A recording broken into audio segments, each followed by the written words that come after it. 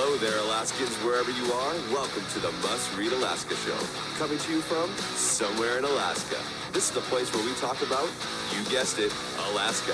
Where we keep the mainstream media on their toes and where we are standing up for what's right in a world run by leftists. You can find out more by heading over to mustreadalaska.com and also checking out the Must Read Alaska YouTube channel for some really great content. But first, let's get this party started. Well, everybody, welcome to the Must Read Alaska show, coming to you from somewhere in Alaska. We're really happy to have you with us here today. And my co-host from Nikiski is John Quick. He's also with us. And John, how's everything going on your end? I know you're working on all the technical stuff as we speak. I can see you doing that. Yeah, things are going well. Thanks so much, Suzanne. I'm in Girdwood this week. I was in Girdwood this weekend, still here, and having a blast here with the family, living the dream, swimming in a saltwater pool. Can't go wrong here. I think it's Girdwood is a great place to kind of check out for the weekend, and we do it often. So we're just having a blast. Well, that's good. It gives your kids a chance to swim in the pool and to do some fun stuff. You're going to go up to the Oasis today, or are you going to just head home? We are headed home. We did the tram yesterday, which was a lot of fun. My kids thought it was the coolest thing in the world. It might as well have been Disneyland. So We've had a good weekend, and we're headed home in the next couple hours, probably. Very good. Well, listen, everybody, today is April 4th, and the newsletter is out for the day. If you don't get it in your inbox, in your email, then check it out on Facebook. We also posted it there this morning. And I also did a special thing. I posted it on the website today. I decided, you know what, I'd take out all sort of the little posters and visual arts in there and just put it in kind of plain text in there on the website. So if you don't get the newsletter, you can take a look at it today. We would love to have you sign up for the newsletter up on the right-hand side of mustreadalaska.com. It goes out 3 times a week. It's a lot of work to put out, and it's got, I think we're setting it now to 10,400 readers, and appreciate every single one of you for being a reader. Big show today, John. We're not going to get away without talking about Sarah Palin, so we'll have to buckle up for that one. But first of all, I want to thank Charlie Pierce for Governor for sponsoring our show. We really appreciate the support. Charlie Pierce for Governor is our first sponsor that we've ever had for our show. And I know that we've got some really good stats for the Must Read Alaska show. Do you want to just kind of fill me in on those for a sec before we go on talk about the big news over the weekend? Yep. So this last month we had just over 21,000 downloads, which is very exciting. It makes us probably the biggest podcast in Alaska. And we want to thank folks for tuning in and listening. And without literally you all listening, we wouldn't be there. So that's exciting for us. We continue to be top 1 or top 3 podcasts in the whole U.S. in the government section on Podbean, which is one of the kind of podcast metric websites out there. And we just every week we kind of pinch ourselves, and we can't believe this many people listen to our podcast. So we're pretty excited. Right. Well, we started out on a lock. We thought we'd try it out, and now I think last I checked, we're almost reaching 100,000 downloads. And that doesn't even count the number of people who are watching us on Facebook, which we're now using the Facebook platform, and it's working really well. Well, we were going to have a guest today, but boy, what a rock and roll weekend we had. We had a lot going on this weekend. First of all, before we get to the Sarah Palin stuff, I just want to remind everybody, if they are out there and waiting to get their ballot in, don't wait another minute. Get your ballot in. Now, there's a lot of issues going on with the Anchorage election. This is the election for some seats on the assembly and 2 school board seats, as well as a series of bond packages, of which I recommend voting no against all of them, just to send the message. I don't think they should ever get away with these bond packages with a great majority. Unfortunately, many of our Anchorage voters do vote yes for them because they all seem to pass. Very seldom do they fail in Anchorage, and it just sort of keeps pushing up that tax cap. Up and up and up. And boy, am I hearing it from homeowners in Anchorage, how difficult it is getting to be able to afford their home because their taxes are going up so much. But that election ends tomorrow. And so you either it's a mail-in election in Anchorage. And let me tell you what, you've got to get that ballot postmarked. It's not enough to drop it in the mailbox, because if for some reason the post office doesn't scan it or post a cancellation on it, it won't count because the Division of Elections won't know when it was mailed. And that happened when the Anchorage election office, which is their Division of Elections, was contracted by the city of Juneau last fall to handle their elections. They got like 8,000 ballots that were not counted because, my goodness, people mailed them, but the post office didn't put a cancellation on them. So when they got to Anchorage to be counted, they weren't counted. Nobody knew when those ballots were mailed. So if you're going to get your ballot in the mail at this point, make sure you stand there and get a cancellation on it from the post office person themselves across the desk, or drop it in a secure drop box. And those drop boxes are located around the city. At City Hall, you can find one. The Lusac Library has a very convenient one outside near the book drop. And I really encourage everybody to get their ballot in. 14% is all we had on Friday, and that is just unbelievably low. That is a terrible, terrible number. And what happens when 14% of the people vote? That means the municipal workers are voting, the state workers are voting, the federal workers are voting. Everybody who is who gets their paycheck from your tax dollars is voting. And so if you don't vote to balance that out, then you're going to basically allow them to continue doing what they do, which is keep themselves in a job there, hopefully. Yeah, it's unfortunate. And, usually it takes something to piss conservatives off to get them out to vote. And I don't know if there's something big enough this election cycle that pissed enough people off to get them out to vote. Well, so let's talk about for a minute what I think might happen, because it's fun to guess. I mean, I don't have any data that tells me that this is the truth, but I kind of think that Randy Solt in South Anchorage District 6 seat, running against John Weddleton, I kind of think he has some pretty good chances there. I actually like his odds. And I also feel real good about Stephanie Taylor, who is running against Forrest Dunbar. She is the most exciting candidate of a generation for us in Anchorage. She's an African-American woman running against a hardline Democrat lawyer who hates America, hates the Constitution, and believes the Constitution is racist. And she's standing up and saying, you know what, I don't think that we need him representing us. And Stephanie Taylor is a great candidate if you're there in East Anchorage. Liz Taylor is running over in West Anchorage against Cameron Perez Verdia. Cameron Perez Verdia that's just a weird one. I just mentioned he is Shirley Holloway's son. Shirley Holloway was the Commissioner of Education under Tony Knowles. And I do not know why, but he took his wife's name. He's no longer Cameron Holloway. He's got his wife's hyphenated name, Cameron Perez Verdia.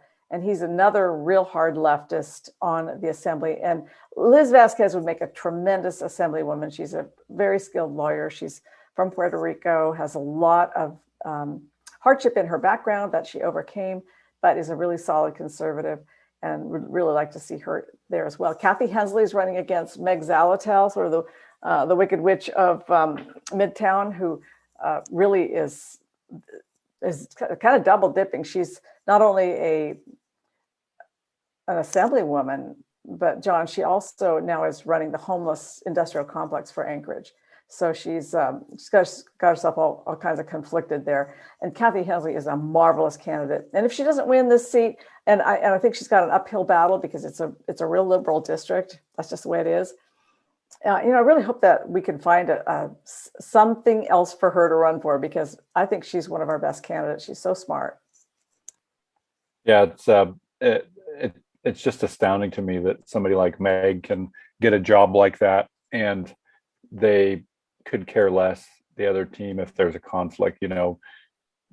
God forbid Mayor Bronson try to get people on to his staff or on his boards that have family members that potentially have conflict, and it makes like the front page news. And absolutely, and she derives her paycheck from things that the city of Anchorage is spending millions of dollars on, and it's just the average Tuesday over there, no big deal. That's right. And then over in the school board, the conservative candidates for the school board, and those are voted on district-wide here in Anchorage. We don't separate those out by district. Rachel Rees, and she is a helicopter pilot from the US military and super conservative patriot, and Mark Anthony Cox, who is also running, and he's running against Margot Bellamy, this school board chair. So those are my picks, and I just wanted everybody to know what my picks are. I haven't had time to write an endorsement column, but I'm going to try to get to it today. But we're running out of time, folks, so get your ballot in. Now, to the heart of the matter. This was a crazy weekend. It started out on April Fool's Day with 51 people signing up for to fill the temporary seat for US Congressman Don Young, who died on March 18th. And 51 people signed up, not just they signed up over the course of a few days, but there were a whole bunch of them that came in on April Fool's Day, and it was nuts just watching them all sign up, and then watching the Division of Elections updated site with those names. And among those names were Sarah Palin, of course, as everyone knows by now, and Santa Claus. Santa Claus being a city councilman from North Pole, used to have a different name, but he changed his name, kind of like Cameron Perez-Verdia changed his name, kind of like Chris Tuck changed his name. Santa Claus lives in North Pole. He's a really nice guy. I talked to him on the phone. He's a really sweet guy, but he's a complete Bernie Sanders socialist. I mean, in my view, I mean, the guy, and probably his own view too, even when I talked to him, he's a very, very nice man, but he's a true believer in socialism. But, the name like Santa Claus, that's just fun. I mean, the national media is just going to have a field day. Is he the guy that actually sits in that Santa Claus store? Is he like that Santa Claus, or is he just like looks? I know he looks like Santa Claus, but is he like the actual Santa Claus in the North Pole store? I don't think he's in that Christmas store up there at the North Pole, but he's a super nice guy, and he filed, and of course that gives us a whole lot of contenders. And I wanted to talk a little bit about who I think will be the final four. Now, remember, on June 11th, everybody's going to get a ballot around I don't know, the third week of May. It's going to be a mail-in election because this is quite sudden. It's a special election. The seat will only go until January when the permanent person is sworn in. And when you get your ballot, there are going to be maybe 51 names on it. People have till noon today to drop off this race, and one's already dropped off, so we're down to 50 names, and a write-in section as well. So you're going to get a huge ballot, and it is going to have a lot of names that you don't recognize on it, and people who are not actually serious, but signed up as a sort of a, I guess, April Fool's Day joke, because that was the final day. And among those names, we've got Sarah Palin, who I think everybody recognizes is a force to contend with. She is a money-making machine. All she has to do is ask each one of her 4 million followers on Facebook to give her $1, and she's already got a really good start for her congressional race. She plans to run, of course, here for the temporary seat as well as the permanent seat. So remember, we have the June 11th is the deadline for the temporary seat election for the primary. You'll pick one person, and the top 4 vote getters go to a special election, general election for August 16th. It's going to be held concurrently with the regular primary. It's really nuts. It's very confusing. I think Sarah Palin's going to be a fundraising machine, just like you said. If folks remember back when the Tea Party was big, she was all over the Tea Party, and I'm sure she has a Rolodex full of folks that owe her a favor or a speaking engagement or a fundraiser or two, because she's went and spoke at their fundraisers or their get-togethers, and I think she is going to raise a ridiculous amount of money. She's got folks like Newt Gingrich making statements that she would be a great congresswoman, and we're just not going to see that kind of those huge political endorsements on, I don't think, any other candidate that's in the race. And so, as I think a lot of people that are like the inside baseball political people don't like Sarah Palin for whatever reason. But I think the average Joe and Jane that, that are voters that don't really pay attention to the politics besides just voting when the vote comes up, they like Sarah Palin because the one-liners that she says resonates with folks. folks that live in Alaska. And oftentimes, whether we like it or not, those are the things that people remember politicians for. And she is the best at those kind of one-liner, flashy Twitter saying, flash like pan drill, baby, sayings. drill. Yeah. And so, I think she's gonna. I think it's gonna be an interesting race between probably her and Begich. I kind of think it's coming down to her and Begich. But right now, we also have to take a look at. Now, remember, when she ran before, she ran against the Alaska Republican Party. She is not a friend of the Alaska Republican Party. In fact, after her race was over for president, I think she took the money from her accounts for her various campaign accounts. She didn't donate any of that back to the party, even though the party really helped her get elected governor. She donated to a charity, and that was political money that had been intended to help get her elected. And when she was done, she didn't give it back to the people who brought her to the dance. She just said, well, I'll give it to a charity that I like, which is fine, except that it didn't sort of endear her to the party, which is always looking for, who can we support next? She's not really friendly with the party. She has run against them as like the Republican Party is corrupt. And so I think it's going to be kind of a little bit awkward for her when she tries to get party support. That's going to be really interesting. But let's take a look at Al Gross. So Al Gross ran in 2020 against Dan Sullivan. He did pretty well. He got 146,000 votes. And so when Don Young died, Al Gross was on the first plane back from Cambodia, where he was doing some volunteer work or something over there teaching surgery. And he came back and filed. And so here's the deal with him. He also has a huge Rolodex. That guy also raised a lot of money nationally because he's got inroads in the Democratic Party, even though he's undeclared. So he's got these people who donated to him before. He also has a Rolodex, you could call it that. I love Rolodexes. Of 146,000 people who voted for him once and they'll vote for him again. That propels him to the top 4 list. Now, to be clear, Alaska's population turns over at about a rate of 6% a year. So he probably doesn't have all those votes, but it looks to me like he's going to have the backing of the Democratic Party, and that Chris Constant is just not going to have any backing at all, that everybody's going to put all their chips on black on this one and go with Al Gross, even though he's not a registered Democrat, but this is how it works in the Democratic Party. They can't get a Democrat elected. So Al Gross is got, I would say, 140,000 solid votes in this primary. And that is not to be taken lightly, because the people who make it to the final 4, they might get there with 17% of the vote, with 12% of the vote.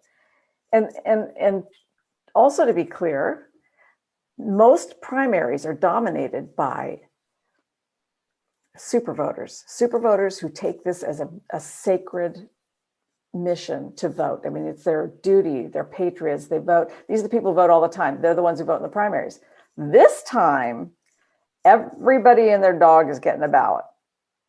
So it's going to be amateur hour. We're going to have people voting in the primary who've never voted in primaries before, and they're going to get a ballot, and who knows what's going to happen. Because they're going to be like, oh, look, there's a doctor. I want to vote for a doctor. they could vote for him, or they could vote for Santa Claus. So I can see that we're going to have somebody down at the Fairview Inn and drinking at the bar in Talkeetna, and they're going to look at a ballot that has 50 people on it. They're going to say, oh, to heck with it. I don't like any of these people. I'm voting for Santa Claus.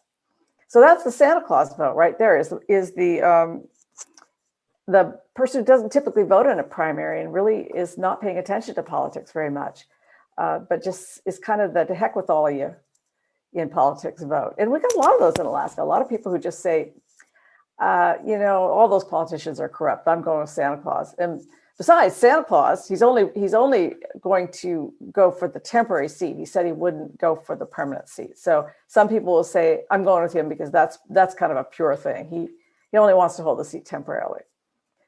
And yeah, I actually think he has a shot at being on the final 4. That'd be hilarious. And my favorite part about Dr. Al Gross is after he lost the election, this last election cycle, he went back to his hometown and ran for the hospital service board seat and lost, which in his hometown. I just think is hilarious. He was able to get 140,000 votes from the elite Democrats in Alaska, True. but the people that knew him best in his hometown said thanks, but no thanks. And I think that's, I don't know if that's telling of how his next election is going to go, but I just think it's hilarious that, he ran this multi-million-dollar campaign, loses and goes back and loses in his hometown. So I always that's my biggest thing I remember him by. Yeah, that was in Petersburg, and I will say that those people in Petersburg know him best.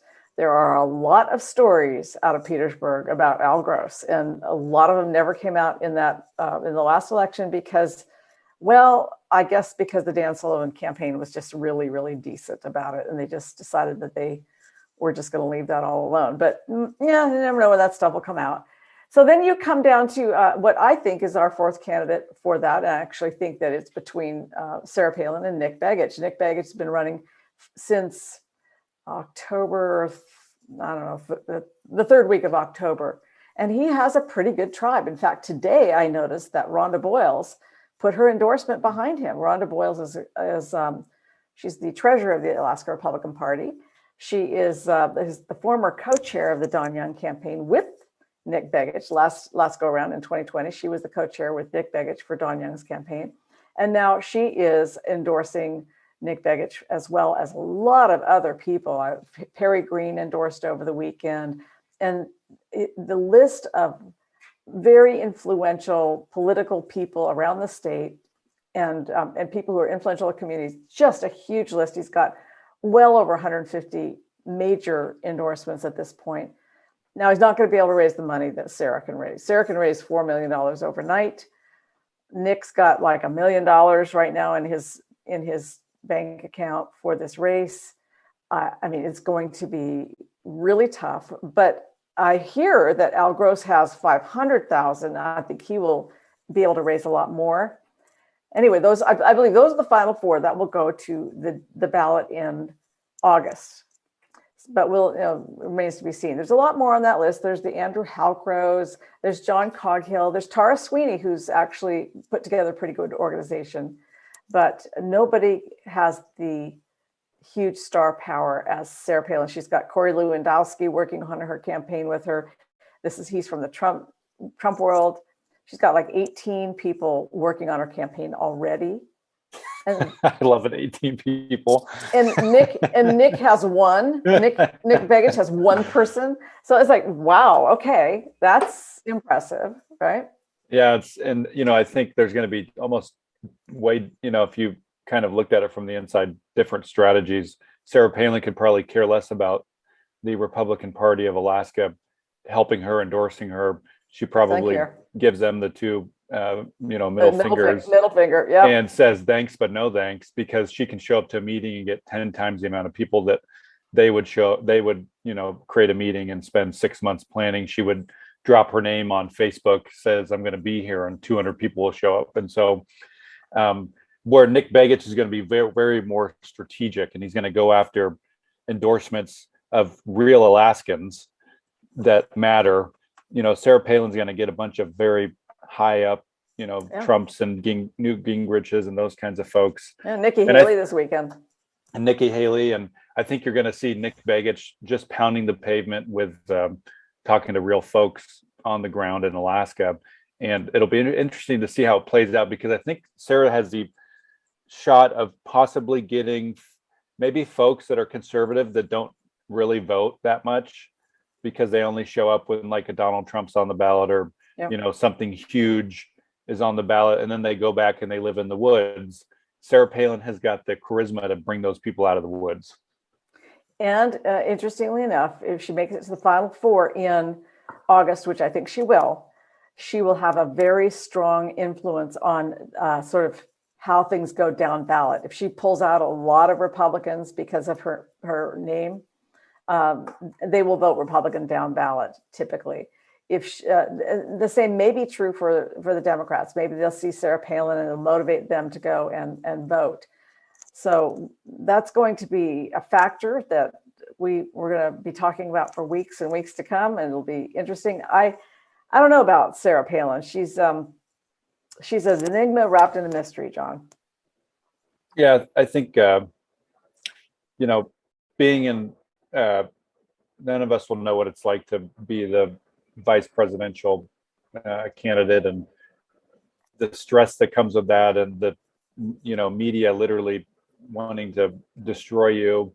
And she probably could have done 100 different things better, but at the end of the day, you can only do what you can do when you're in the pressure of the moment. And so I personally don't hold any of those, what the quote unquote bad decisions were when she was during that, because I faced something very smaller and similar in my own world. And I know that politics is nasty. It's a nasty dog eat dog world. And, you just got to make the best choice for your family sometimes. And I think that's what she tried to do.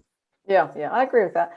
And so we're running a poll on Facebook, whether or not you think Nick Begich will win, or I think, are you going to vote Nick Begich or Sarah Palin? And we got some comments under there. People didn't like our poll because you had a frowny face by Sarah Palin.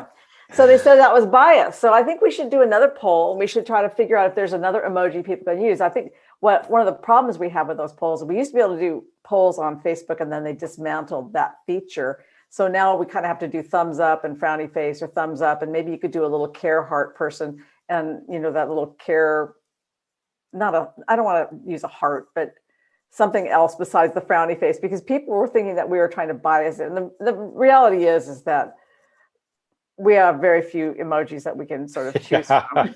Yeah, we got 4 emojis, people, and if you go back and look at all of our polls, they're all the same 2 emojis. The emojis mean nothing in terms of who we think is, we're trying to weigh, somebody to go vote for. It's just, we have 2 emojis that we use for every poll since we've been doing this the last 2 years. Right. And so at this point, Nick Begich is ahead, but there was a surprising amount of support for Sarah Palin in that poll. Although I think Nick is at least 30 to 50% ahead of her on that poll, which is interesting, because obviously our viewers on Facebook, and we have 27,000 followers on Facebook, a lot of them are conservative. And so that they're going for Nick Begich is a really interesting sign. Might be interesting to do another poll and just test a couple of these other ones, like maybe test Al Gross against Sarah Palin as well, and be very interesting to see if who amongst all of these 50 people has the ability to even give her a run for her money. But speaking of run for your money, there is going to be more money pumped in to this election cycle in Alaska than there has ever been. Remember, we have 3 candidates who've been endorsed by Donald Trump. We've got Governor Mike Dunleavy, Kelly Chewbacca, who's running against Senator Murkowski, and now we have Sarah Palin in the congressional race. So we have 3 of all of our seats, our statewide seats, have been endorsed by Donald Trump. This is huge, as he would say. Huge. Yeah. Well, I know we got to go. We were kind of running out of time here for our half-hour show. Is there anything else we missed? Lots we missed, of course. Well, we just want to thank Charlie Pierce for governor one more time for sponsoring this show. Because of his sponsorship, we're able to get conservative news in all the nooks and crannies of Alaska, and we are very thankful for that. And also thankful for all of other sponsors that have ads with us on Must Read Alaska's website. If you're a business or a candidate out there and you want to run an ad with us, feel free to shoot us an email at johnjohn@mustreadalaska.com. Right. And if you'd like to support the conservative side of the news and you don't want an ad, but you just want to support us, we really appreciate it. The donate button is on the right-hand side of the page, and it helps us keep the lights on. There's lots of things that we have to pay for to make this all come to you in the podcast, in the newsletter, and on the website. And we do it every single day, 7 days a week. And we just really want to thank you for all your support. So until Wednesday, when John has the show, we're signing off from somewhere in Alaska.